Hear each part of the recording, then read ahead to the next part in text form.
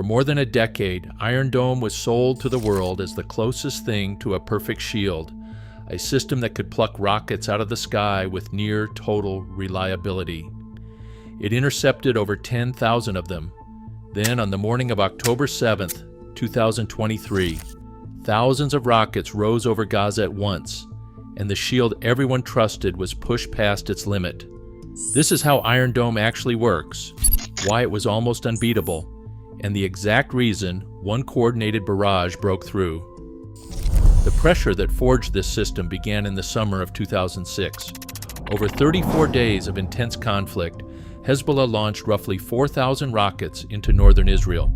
The barrage killed 44 civilians and forced nearly 300,000 residents to flee their homes, leaving northern border towns completely empty. This crisis exposed a massive vulnerability. Conventional military forces had no effective answer for cheap, short-range weapons launched from just miles away. The Defense Ministry demanded a system that could detect a launch, calculate its flight path, and destroy the warhead in mid-air, all within a warning window of 15 to 90 seconds. To many defense experts at the time, intercepting a fast-moving artillery rocket in such a short time frame was technically impossible. Despite the internal skepticism of senior military officials, the government issued a formal mandate to build a seconds of warning shield. Rafael Advanced Defense Systems, a state-owned contractor, was tasked with designing the solution. Their engineers had to build a mobile, rapid response system from scratch, operating under constant pressure to solve an engineering problem that no other nation had ever faced. Critics argued that dedicating a high-tech, expensive interceptor to destroy a cheap, tumbling artillery rocket was a financial and practical absurdity. Opponents claimed that the basic mathematics of asymmetric warfare favored the attacker, warning that a state would quickly spend itself into bankruptcy trying to shoot down unguided metal tubes. Yet the development pressed forward. On March 27, 2011, Rafael delivered the first operational battery near Beersheba, consisting of a tactical radar, a battle management center, and 3 mobile launchers. The military took immediate control, turning an ambitious engineering project into an active combat asset.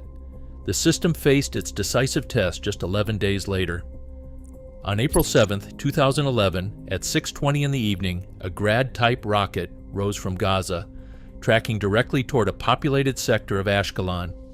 The radar acquired the threat, the computer authorized the engagement, and a single Tamir missile fired. High above the horizon, the interceptor collided with the incoming rocket, vaporizing the warhead. Inside the control room, the tracking network announced the successful interception with a single word over the radio: Alpha. The concept was no longer theoretical. An individual Iron Dome battery operates as a single, distributed machine divided into 3 core elements: a radar array, a command brain, and mobile launchers. The system's eyes belong to the ELM 2084 multi-mission radar built by IAI subsidiary ELTA. This active electronically steered array sweeps the sky, detecting incoming artillery rockets and mortars from 4 to 70 kilometers away.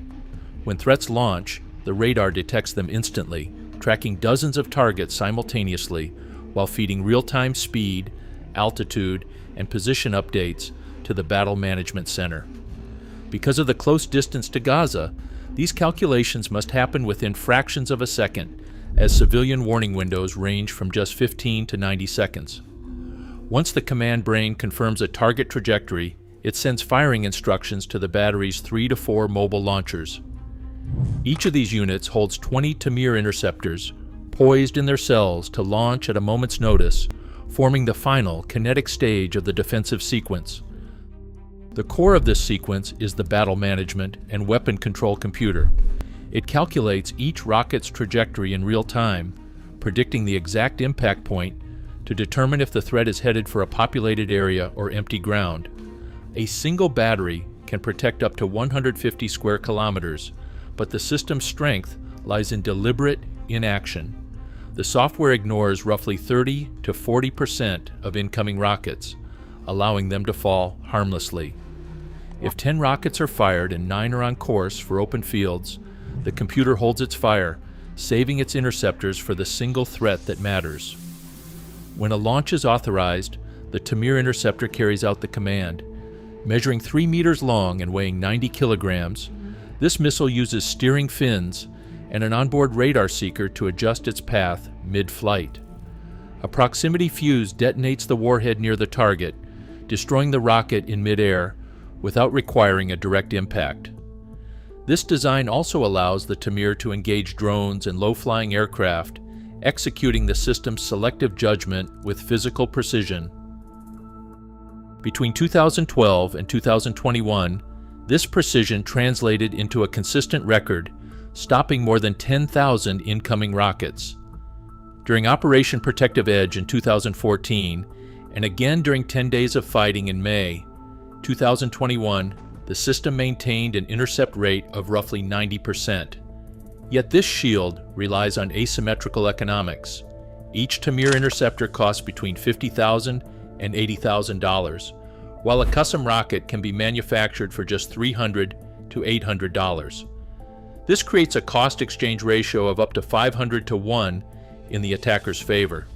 Alongside the financial strain lies a more immediate physical limit: magazine depth. A single battery holds only 60 to 80 ready missiles across its launchers. With approximately 10 active batteries deployed on a typical day, fewer than 1,000 interceptors are ready to fire nationwide. Even with a 90% success rate, a flawless defense remains bound by a simple, unyielding ceiling. If an adversary launches more rockets than the system has interceptors, the shield must eventually run dry. At 6:30 a.m. on October 7, 2023, the unyielding ceiling of the system collapsed. Hamas launched at least 2,200 rockets in approximately 20 minutes.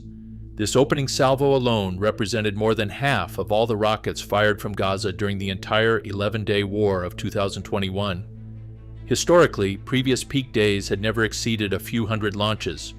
While Hamas claimed a total of 5,000 rockets, with independent estimates recording 3,700 in the first 4 hours, the physical limit of the defense was instantly breached. An IDF investigation later revealed that roughly half of the rockets fired that morning were not intercepted. Multiple batteries completely depleted their ready interceptors within hours. As crews attempted to reload, Hamas forces cut key supply routes, killing 1 officer and 2 soldiers during a frontline resupply run. This mass saturation served as a tactical cover. While radars and battle management computers struggled to prioritize targets under the weight of the barrage, the onslaught masked a coordinated ground infiltration. Approximately 1,500 fighters breached the border by land, sea, and paraglider, exploiting the minutes when the shield was running empty. The shield's failure on October 7th was a matter of simple arithmetic. The system itself was merely outnumbered. Firing a Tamir interceptor at every rocket in that opening salvo would have cost Israel $48 million, while the attacking rockets cost Hamas only a few million.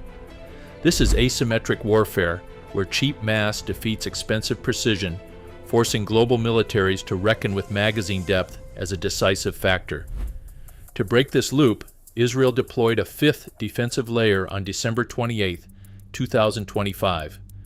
Known as Iron Beam, or Eaton's Light, this 100-kilowatt laser burns rockets and drones out of the sky in seconds, costing only a few dollars of electricity per shot.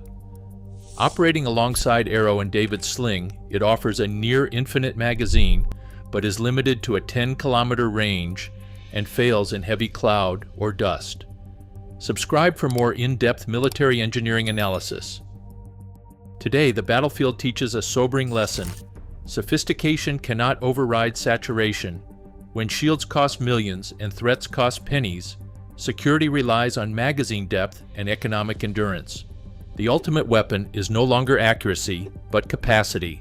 Subscribe for more investigative military documentaries.